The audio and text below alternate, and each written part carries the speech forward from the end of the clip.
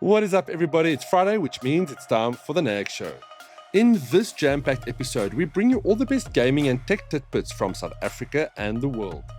Now, it's been an exciting week as we anticipate the open beta for Battlefield 6, which is already underway. But one question I keep getting is, will my PC be able to run Battlefield 6? So let's take a quick look at the system specifications required. On the minimum recommendation spec side, it seems you'll be able to get away with a pretty entry-level PC, but I'm not sure if I would want to run this game at 30 frames per second, to be honest. To get the most from Battlefield 6, you'll need a slightly newer PC with at least an NVIDIA 3060 Ti or an AMD RX9060 XT under the hood. Having seen some of the early footage that popped up this week, there's no doubt that Battlefield 6 is the spiritual successor to Battlefield 3 and 4, and to say I'm excited is an understatement. All I'm saying is don't try and get hold of me over this weekend, I'll be playing Battlefield 6. Now, back to our normal programming. In this episode, we delve into the best and most exciting games and hardware that you can lay your hands on. For everything else, check out nag.co.za. First up, we go hands-on with the hot new mid-range graphics card from AMD, the Radeon 9060 XT. We got a hold of one recently and I'm quite impressed with what this card has to offer. Then we also tackle another fan-requested feature, our test rig. A few viewers have asked me to talk more about this chassis and that funky rotating platform that they've spotted in our videos. But stay tuned, I also do an unboxing and take a closer look at one of the new Brutech Da Vinci PCs, and I play a new South African developed rugby game. It may just be the rugby game we've been looking for. You don't want to miss any of that, so grab your refreshments, we're going in hot. Today we're diving into the Gigabyte RX9060 XT Gaming OC 16GB edition. It's AMD's latest mainstream contender, aiming squarely at 1080p and 1440p gamers on a budget. Priced under 9,000 Rand, this card offers more than just good value graphics. It brings compelling blend of performance, cooling, and modern features to the table. At its core, the RX9060 XT is built on AMD's RDNA 4 architecture. It houses 32 compute units equating to 2048 stream processors, along with 32 Ray accelerators and 64 AI accelerators, all fabricated on a TSMC 4nm node. It boasts boost clock speeds of over 3 GHz and comes in a 16GB configuration. In practice, the Gigabyte Gaming OC model impresses.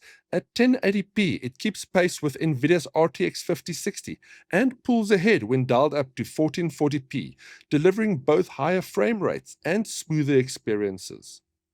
Looking at this card's cooling solution, Gigabyte's WindForce OC, the cooler brings a premium touch, a sturdy metal backplate, 3 silent fans, and a standard 8-pin power. Total board power remains modest at 160 watts for the 16GB model, making it a sweet fit for compact and power-efficient builds. On the software front, this card supports AMD's Fidelity X Super Resolution 4, or FSR4, which elevates gaming performance via AI-powered upscaling, and it's especially impactful at 1440p. Looking at this card's performance, here are the benchmark results. In 3D Mark Speedway, we got a score of 2,989. In 3D Mark Steel Nomad, we got a score of 3,739. In Monster Hunter Wild on Ultra settings, we got a score of 28,413 and an average frame rate of 166 frames per second. Black Myth Wukong on cinematic settings, we got an average frame rate of 72 frames per second. Although ray tracing was switched off, this is not a bad score. And the killer of frames, Cyberpunk 2077, on Ray Tracing Ultra, we got an average frame rate of 119 frames per second. So in summary, the Gigabyte RX9060 XT is a winning graphics card. It's powerful enough for today's high-fidelity 1080p and 1440p gaming. It stays cool and quiet under load and packs worthwhile features, all without breaking that 9,000 Rand barrier. Granted, ray tracing isn't its strongest suit, and NVIDIA's higher-tier 5060 Ti still holds performance sway.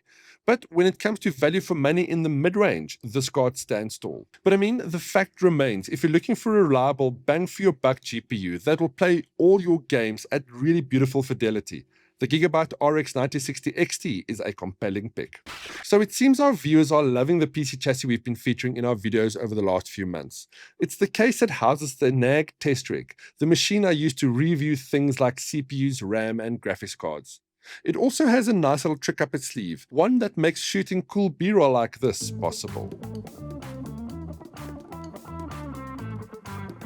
For gamers, our PC is not just a machine, it's an extension of ourselves, and for me the FV270 brings with it the right kind of charm. Starting with the chassis itself, the FV270 earns its stage-worthy status through a panoramic curved glass design that offers 360-degree visibility into your build. There's no sharp edges, just sweeping clarity and visual elegance. But beauty isn't just skin deep. There's also clever angled fan placements delivering focused, uninterrupted cooling channels for your hardware. The mid-tower supports everything from mini ITX to E80X and can house GPUs up to 420mm in size, whether mounted horizontally or vertically. I managed to add the massive RTX 5080 from MSI into this chassis with no space constraints. Radiator versatility is impressive too. Front, top, rear, and PSU shroud positions all welcome liquid cooling setups.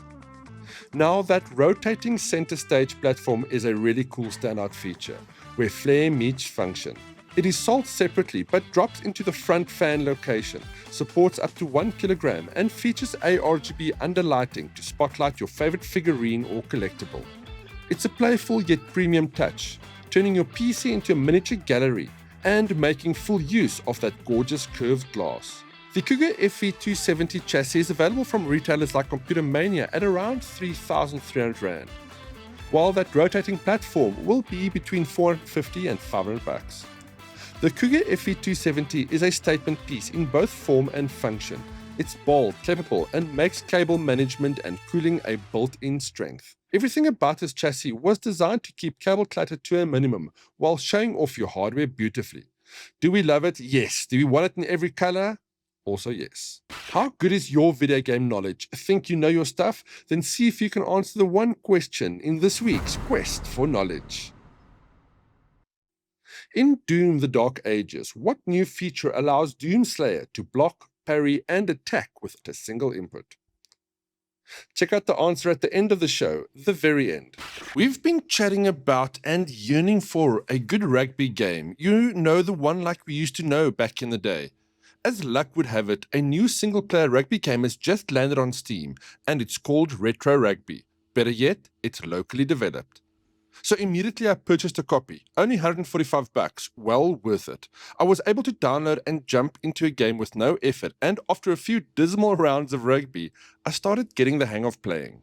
Retro Rugby takes the grit, glory, and chaos of the sport's golden age and runs it through a filter of chunky pixels, clever AI, and modern gameplay sensibilities. From the moment you step into its isometric top-down pitch, it's clear this isn't just a nostalgic trip. It's a full-blooded rugby experience designed for both casual players and those who obsess about the finer points of the game. The matches are fast and frantic, yet underpinned by smart tactical depth. The AI also isn't just reacting, it's reading the field and making a play off the ball runs, anticipating passes and closing down space in a way that makes every play feel alive. I've only put in a few minutes over the course of producing a show, but so far I'm enjoying it. Cody is also taking a deeper hands-on look at this game, so look out for more content on Retro Rugby on NAG soon. And now, hot looks at First Tech. That doesn't make sense. First looks at hot tech. There we go. Alright guys, the machine from Brutech has arrived. This is the new creator series from Brutech, and we had an interview with Ewald last week talking about this and among a few other things. It's a very cool interview, you must go check it out.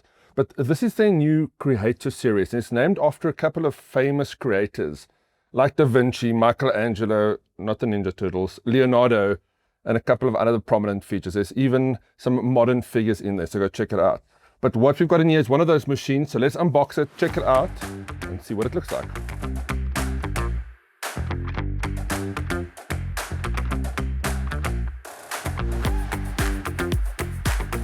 Ooh. It doesn't feel very heavy, but it seems like such a hefty case. Check this thing out. So this is the new Asus Pro Art Case series. And if you haven't seen it yet, it's pretty freaking spectacular. It's got a mesh covering on front. It's got this really beautiful fin design, which will look very good in an architect's office, to be honest with you. Now, obviously these machines, we'll look at the internals now, is designed to give you great gaming performance, but it's not really aimed at gamers, even though you can consider this a sleeper build. It's really aimed at production It's really aimed at production and workstation users, graphic designers, animators, 3D renderers, graphic designers, architects, those kind of people. But one of the things I've just noticed with this Pro Art case that I really like is there's a lock on the power button. So you can't press it accidentally, that's very cool.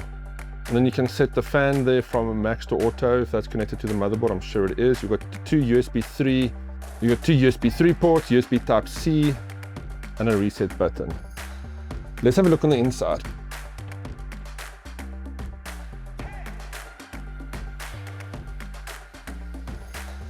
Now, first up that you'll notice is that there's no obvious RGB in this case. The RAM is the non-RGB variety. This graphics card, definitely no RGB. Nothing on the fans in front and back. So this is truly a computer that's very discreet. But just looking at the motherboard inside here and knowing what the CPU is and the RAM, this is a pretty killer rig. Now that we have this beautiful Asus Pro Art PA401 chassis unveiled, let's have a closer look at what's on the inside. Gigabyte at Brutech has done a really great job of speccing out these PCs. The Da Vinci that we've got here uses the Asus Pro Art B650 Creator motherboard with the AMD Ryzen 7 9700X CPU. Then there's 32 GB of DDR5 RAM and 2 TB of NVMe storage. And of course, just to ensure that you can play all those games you want, an NVIDIA RTX 5070, that's the 12 GB edition. This is the entry-level PC in the range, so it's not quite as high spec as some of the other ones. But let me tell you, even at the bottom range, this thing is going to give a stellar performance. It's a beautiful machine indeed, and I've got no doubt it's going to be running like a beast. But before I get ahead of myself, let me set it up, run some benchmarks, play a lot of Battlefield 6. That's going to be my plan for this thing. And then I'll bring all the results next week in next week's show. If you want to reach out, submit products, or just drop a comment, you can also mail me or simply drop a comment below. Thank you for tuning in until the end. Did you spot the badger? If so, also drop us a comment. If not, see you next week.